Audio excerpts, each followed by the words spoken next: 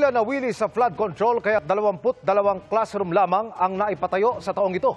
Hugot yan ng DepEd sa pagtitipon sa palasyo kanina kung saan kabilang sa pinarangalan ang mga guro. Sila ang patunay ayon sa Pangulo na may integridad pa rin sa Pilipinas sa kabila ng hinaharap na krisis sa katiwalian. Nakatutok si Ivan Mayrina. And so we confer these awards at a time when we also confront a difficult question.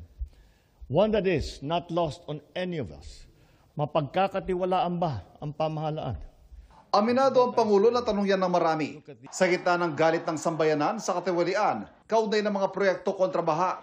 Pero ang mga pinarangalan sa Malacanang ngayong hapon, patunay ayon sa Pangulo na buhay ang dangal at integridad sa mga Pilipino. 4 na guro, 3 sundalo at 3 pulis ang ginawaran ng Medallion of Excellence ng isang bangko bilang outstanding Filipinos sa taong ito dahil sa kanilang kontribusyon sa kanilang mga propesyon at sa kanilang komunidad.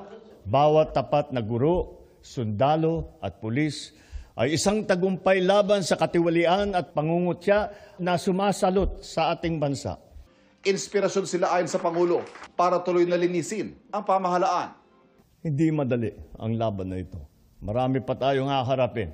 Marami pa tayong pagdadaanan. Naroon din si Education Secretary Sani Angara na nangihinayang sa epekto ng katiwalian sa edukasyon. Ngayong taon halimbawa, 22 classroom lang ang naipatayo kahit hanggang 150,000 pa ang kulang na classroom sa bansa. Mukhang nawili sila dun sa flood control.